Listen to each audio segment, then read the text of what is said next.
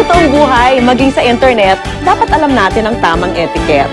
Ito po ang mga dapat ginagawa kapag gumagamit ng social media. Tinatayang nasa 30 million na Pilipino raw o 28.37% ng ating populasyon ang gumagamit ng internet ayon sa isang California-based traffic data ranking website. Kaya naman hindi nakapagtatakang ang bansa raw natin ang tinaguriang social media capital of the world. Ayon nga sa pag-aaral ng isang US-based blog on global and equity investors, ang Facebook daw ang pinakasikat na website dito sa bansa. At sa buong mundo, pang-walo lang naman ang Pilipinas na pinakamadalas gumamit ng Twitter. Sa panahon ngayong part na ng ng buhay ng bawat Pinoy, so doon nagkikita-kita, doon nag-uusap-usap. Pero sa sobrang patok nito, hindi may iwasan na ito ay maabuso.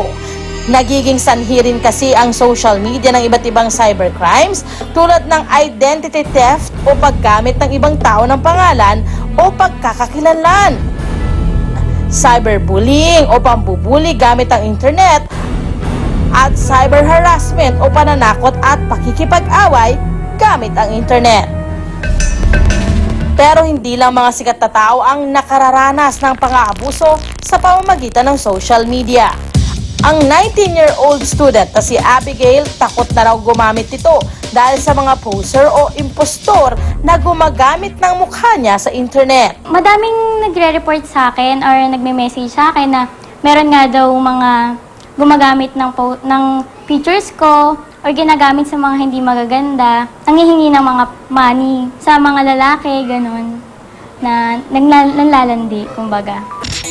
Sa tulong ng mga eksperto, pwede nating maiwasan ang maging biktima ng identity theft tulad ng nangyari kay Abigail.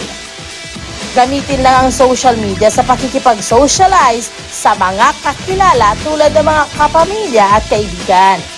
Ayon pa sa IT expert na si Jerry Liao, makatutulong din na limitahan ang mga taong pwedeng makakita ng mga post ninyo. Sa privacy setting ng Facebook, pwedeng iset na friends lang ang makakakita ng mga ito. Binibigyan kanya ng parang choices, no?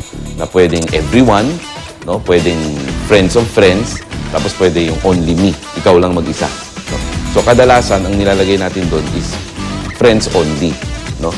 Not even yung friends of friends. Doon lang ako sa friends only parate.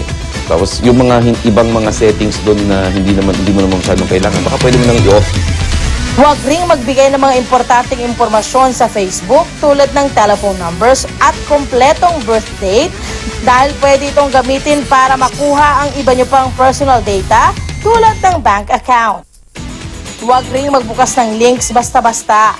Maaari kasing virus ang mga ito na kumukuha ng inyong personal information. Hindi rin advisable ipaalam kung saan-saan kayo pumupunta. Patayin o i-turn off ang location services ng inyong mga device. Makikita ito sa setting ng kahit anong tablet at cellphone. Your device is another problem. So, meron kayong mga location service, sa mapping, functionality, so yung mga GPS. So, pwede mo rin i-off lahat yon, no?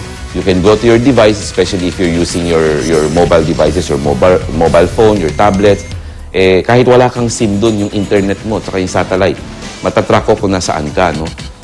Para matigil ang ginagawang pang-aabuso na tulad ng nangyari kay Abby, may mga hakbang na pwedeng gawin.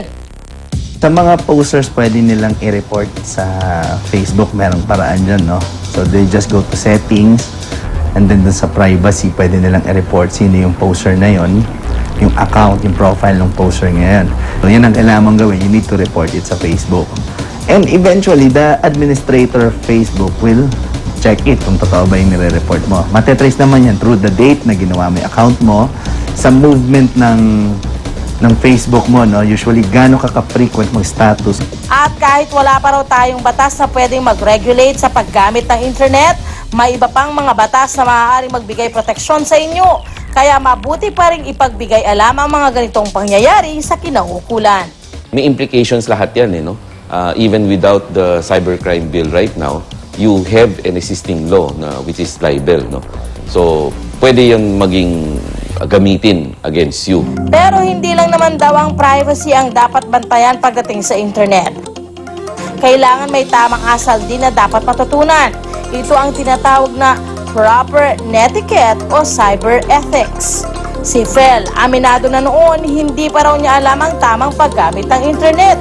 Before, nung mga 15, 16, gano'n mga age ko, mga high school pa ako, usually talaga yung mga nilalagay ko, yung mga nararamdaman ko. Kasi yung mga time na yon parang uso pa yung mga feelings, love life, gano'n. Medyo hindi pa mature. So parang siwalat ka pa kung ano yung mga ginagawa mo sa buhay mo. At noong nalaman niya raw na may ibang babae ang dati niyang kasintahan, ginamit niya ang Facebook at Twitter para makaganti sa babae nito. Ito na yung time ko para gantihan ko siya. After nun, sakto, nung pagka-accept ko, nag-status ako na parang ipagpapalit na lang ako sa mukha pang labandera nung kaibigan ko. Dahil sa ginawa niya, ginantihan rin siya ng babae sa pamamagitan ng pagpo-post ng litrato niyang hindi maganda. May mga pictures ako sa FB. Since friend ko siya doon, nakikita niya yung mga pictures ko. Kinuha niya yung isa sa mga pictures ko nung first UAAP ko. Yung picture ko doon parang medyo nakawaki kami na something na hindi maganda tingnan. Kinuha niya, pinost niya sa Twitter. Tapos naglagay siya ng mga caption na parang, nakikita niyo ba tong babae na to? Siya si Fel. Felandi. Ganon, malandi daw ako.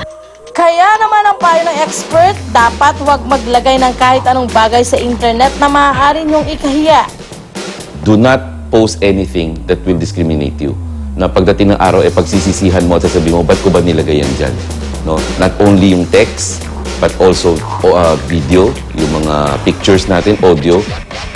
At ang hindi mo kayang sabihin sa personal, hindi mo rin daw dapat sabihin sa internet para hindi ito mauwi sa sagutan at kahihiyan tulad ng nangyari kay Fel. Dapat maging responsible ka sa kung ano yung mga lumalabas sa bibig mo, kung ano yung mga naiisip mo, kung ano lang yung mga sasabihin mo. Kasi at the end of the day, kahit anong sama pa ng tao na binabatikos mo, meron pa ring bato yun sa'yo. So, natutunan ko na dapat, careful ka dapat sa mga binibitawan mong salita. Isa pang issue sa internet ay ang plagiarism o ang pag-angkin sa gawa ng iba.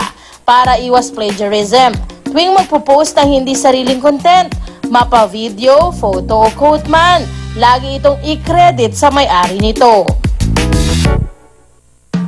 Totoong napapadali at napapalawak ng internet at social media ang buhay natin. Pero tandaan, sa bawat aspeto ng buhay, kailangang may mga alituntunin tayong sinusundan.